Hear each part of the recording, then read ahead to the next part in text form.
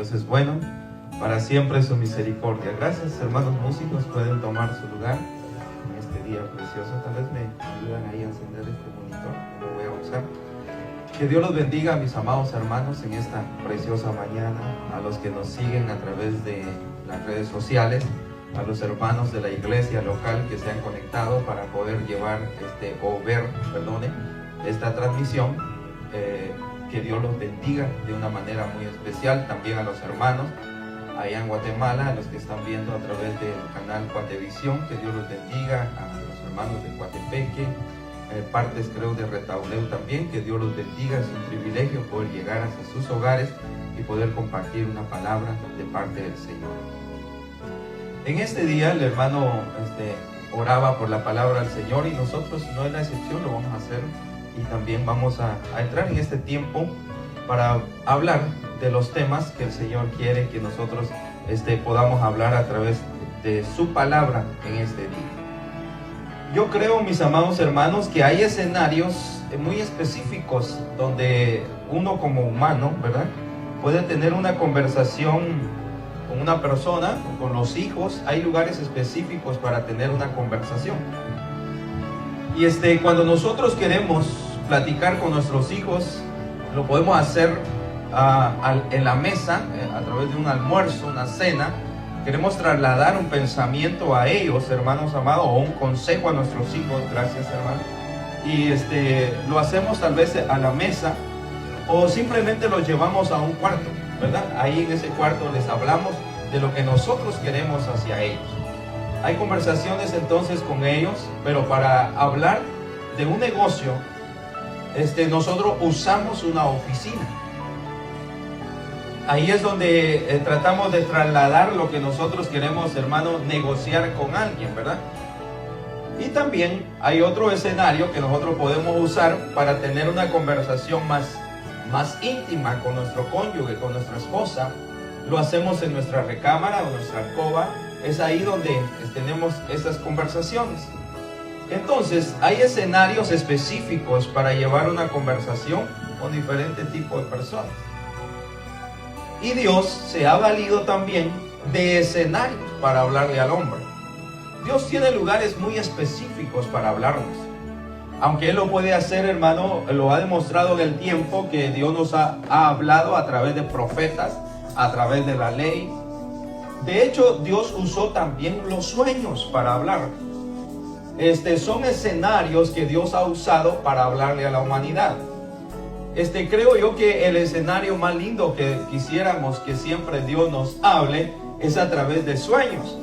Porque en el sueño usted, para que Dios le hable, nada más lo único que tiene que hacer es ir y dormirse y que Dios le hable, ¿verdad? ¿Cuántos no quisiéramos que ese escenario Dios siempre lo use en nosotros?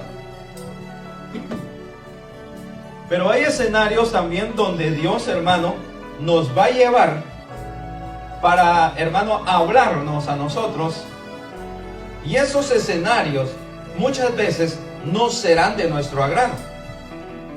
Y fíjense, hermanos amados, que hablando de escenarios en la Biblia, nosotros encontramos que Dios, hermano, ha usado los montes para hablarle a la humanidad. Y en la Biblia hay 7 montes que registran. Hay, hermano, escenarios en esos montes, en esos escenarios gloriosos. Dios llamó a hombres ordinarios que, hermano amado, Dios los tomó para hacer cosas extraordinarias. La Biblia relata, hermano, que Dios llamó a Moisés en el monte de Sinaí, o conocido también como el monte Horeb.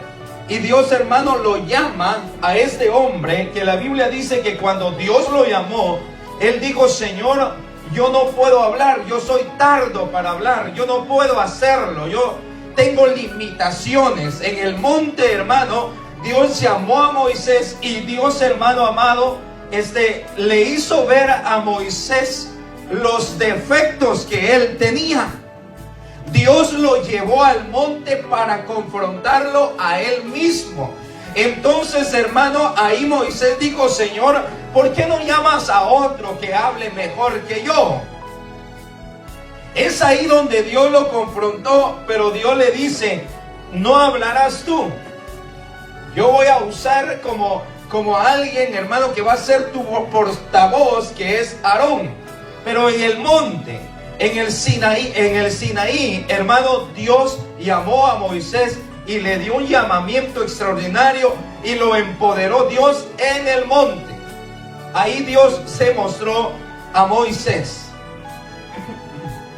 Otros escenarios, tal vez no nos dé el tiempo necesario para poder hablar de los 7. Por ejemplo, el monte Moria. El monte Moria, que su significado es visión, fue aquí, hermano, donde Abraham iba a ofrecer a Isaac en sacrificio. Entonces, estos montes tienen algo profético.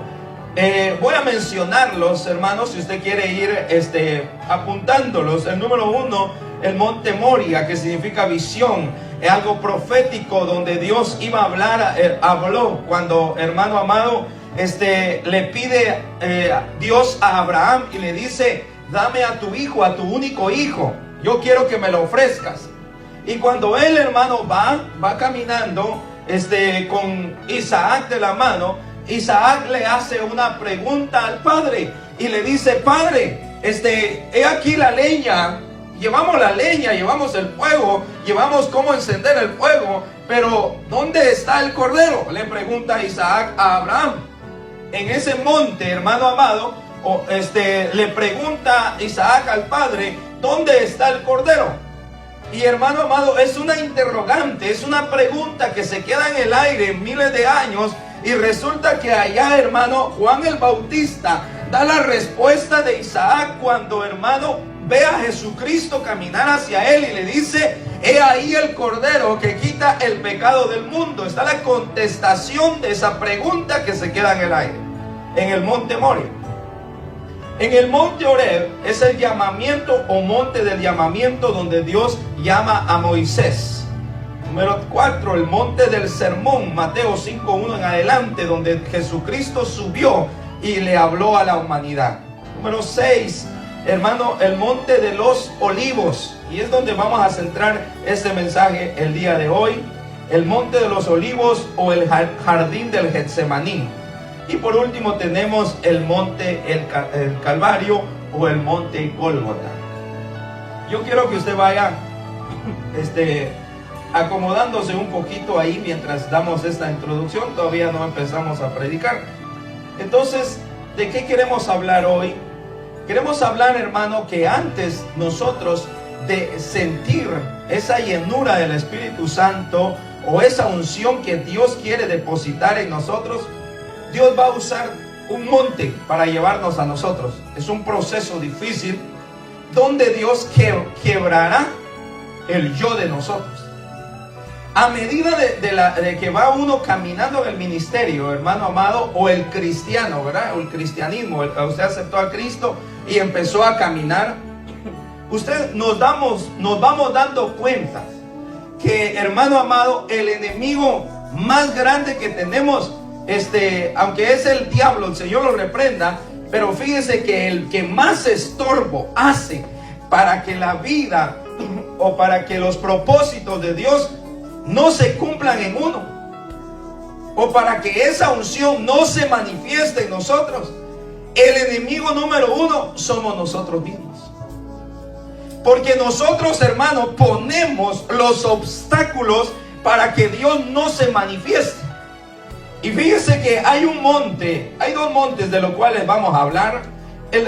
Vamos a hablar entonces del monte Getsemaní y del monte La Calavera, como así se conoce, o el Gólgota.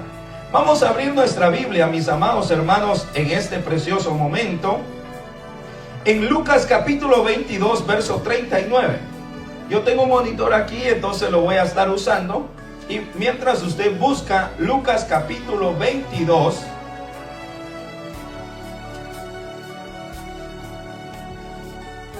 ahorita estamos entrando en calor, amén. Así que prepárese, que Dios nos va a hablar. Lucas 22:39. Yo espero este mensaje será un poco fuerte, hermano, y espero que los que nos están viendo en Guatemala vuelvan a sintonizarnos.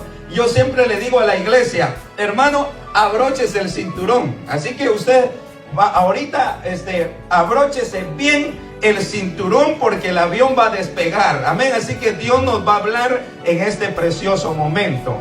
Vamos entonces a leer bajo la guianza del Padre, del Hijo y del Espíritu Santo, Lucas capítulo 22, verso 39. Cuando lo tenga puede decir amén. ¿Cuánto lo tiene? Amén. Dice entonces la Escritura: y saliendo se fue como solía al monte de los olivos, y sus discípulos también le siguieron. Cuando llegó a aquel lugar, les dijo: orad para que no entréis en tentación. El hermano ya oró, pero vamos a orar una vez más en este momento. Padre que estás en gloria, te damos gracias, Señor, por este tiempo para predicar tu palabra, trasladar este pensamiento para el pueblo tuyo aquí en esta ciudad, para las personas y hermanos que nos escucharán, Señor, o que nos están escuchando en este momento en vivo, y también los que lo van a hacer por diferido, Señor, tú puedas hablarle a la vida de cada uno de ellos. Gracias, Padre bendito, en el nombre de Cristo Jesús, rogamos por tu inspiración, rogamos, Señor, al Espíritu de gracia, Espíritu Santo, para que nos respaldes en este precioso momento.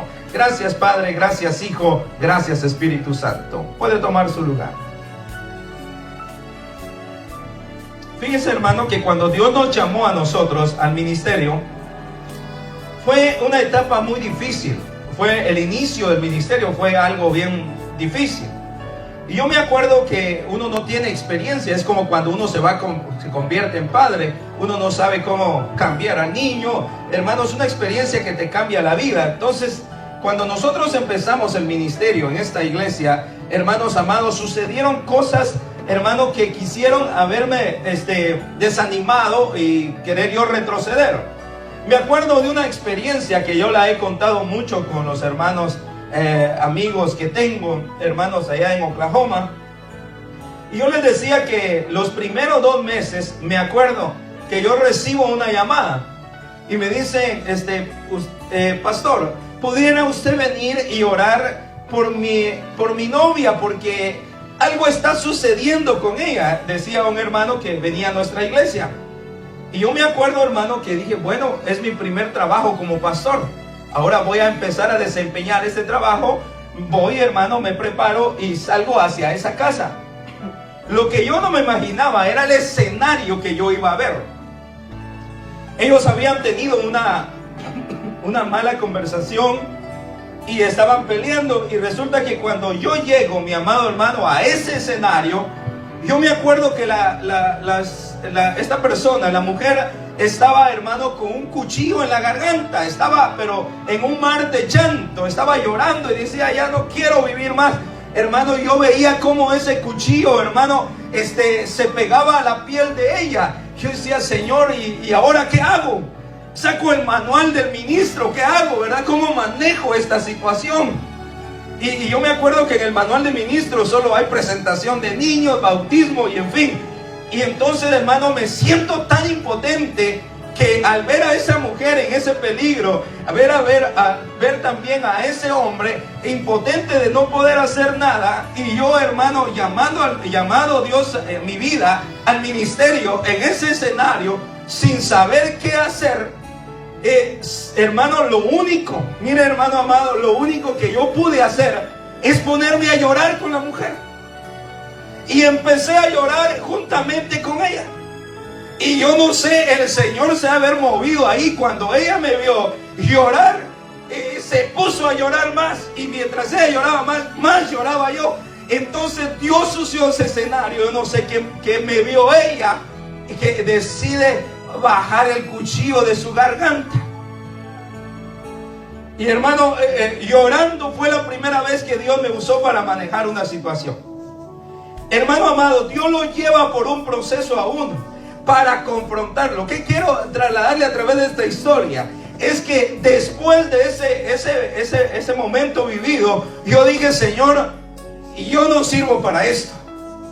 Llama a alguien más, pero yo no quiero el ministerio, yo no quiero ser pastor. Porque es algo difícil. no es solamente venir y pararte, no. Hay que vivir este momento, hay que vivir la palabra de Dios después que tú la predicas. Y yo le decía al Señor, no quiero más esto. Empecé yo hermano, el yo empezó a pelear conmigo.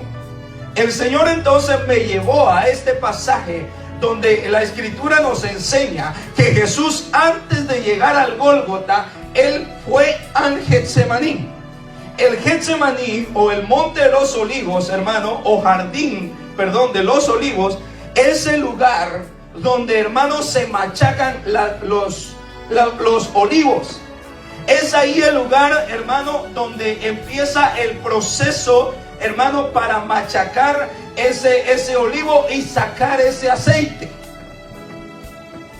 Jesucristo, antes de llegar al Gólgota, antes de llegar a triunfar sobre los demonios, sobre el mismo diablo en la cruz del Calvario, hermano, porque fue una victoria grande la que Jesucristo llegó a obtener por nosotros en la cruz del Calvario. Pero antes de esa victoria, Jesucristo tuvo que ir al Getsemaní. Y el Getsemaní representa, hermano, el lugar donde el cristiano será molido, será machacado, será confrontado. Nosotros seremos confrontados en el Getsemaní para ver lo que nosotros somos.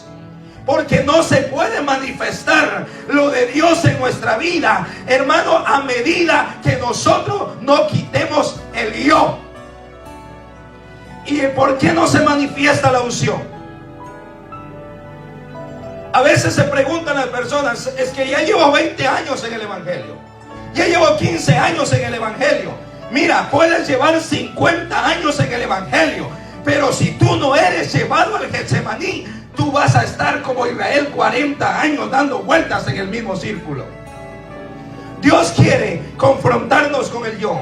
Nos quiere llevar al Getsemaní. Y en el Getsemaní es el lugar donde se machacan los olivos para obtener el aceite.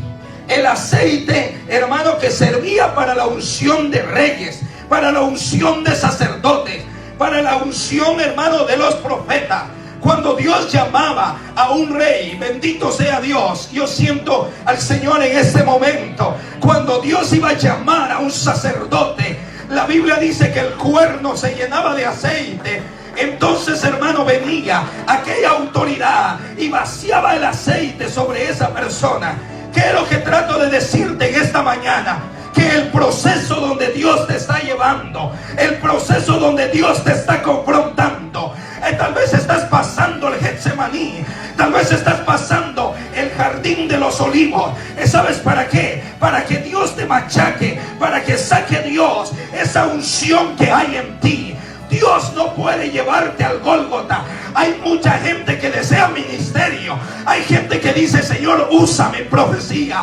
Oh Señor, yo quiero ser un profeta. Oh Señor, yo quiero ser un evangelista. Hermano, pero el problema no es que tú quieras, hermano, dar a conocer a Cristo. El problema es que te quieres dar a conocer tú.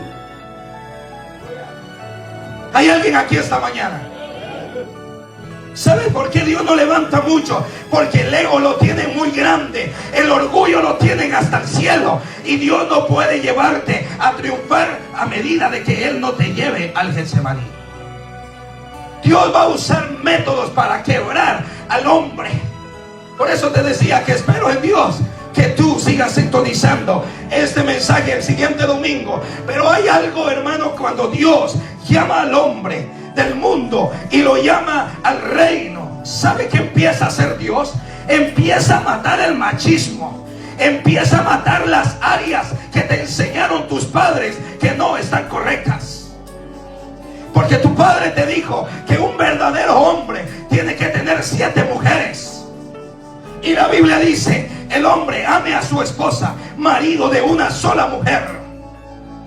Hoy en día yo quiero predicarte la verdad, y a lo mejor no te caiga muy bien, pero la verdad te hará libre. Si tú estás, hermano, teniendo otra amante después de tu esposa, yo quiero decirte, necesitas venir al arrepentimiento. Oh, es que a mí así me enseñaron. ¿Cuánta gente va a las iglesias y cuando oye al pastor predicar y dice, este pastor por mí lo está diciendo? El pastor algo de mí sabe. No, es que el pastor sabe algo de ti. Es el Espíritu Santo que revela lo que hay. Porque Dios va a llevar, hermano, al hombre y a la mujer al Getsemaní a confrontarlo. No puede haber unción sin que antes haya quebrantamiento. Oh, hermano, la gente quiere unción. La gente quiere ser usada por Dios. Pero hábleles de ayuno, hábleles de oración. Oh, hermano, hay ayuno en la iglesia y ni se aparece. Hermano amado, este es el tiempo donde Dios quiere llevar al hombre a, hermano, exprimir y quebrar nuestro nardo para que el perfume que en nosotros hay inunde la casa. Yo voy a usar diferentes pasajes en este día. Quiero decirle que hay un pasaje muy lindo en Marcos 14:3. Lo vamos a leer. Marcos 14:3 dice: pero estando en Betania, en casa de Simón el leproso, y sentado a la mesa, vino una mujer con un vaso de alabastro, de perfume de nardo, puro de mucho precio. Oiga esto, lo que pasó en esa escena. Perdone usted, hermano, se parece al Getsemaní. Tiene una relación con el Getsemaní, donde hay quebranto. Dice: y quebrando el vaso de alabastro, se lo derramó sobre su cabeza. Hermano, ese alabastro contenía un perfume de alto precio. Y la escritura dice que la mujer quebró ese alabastro.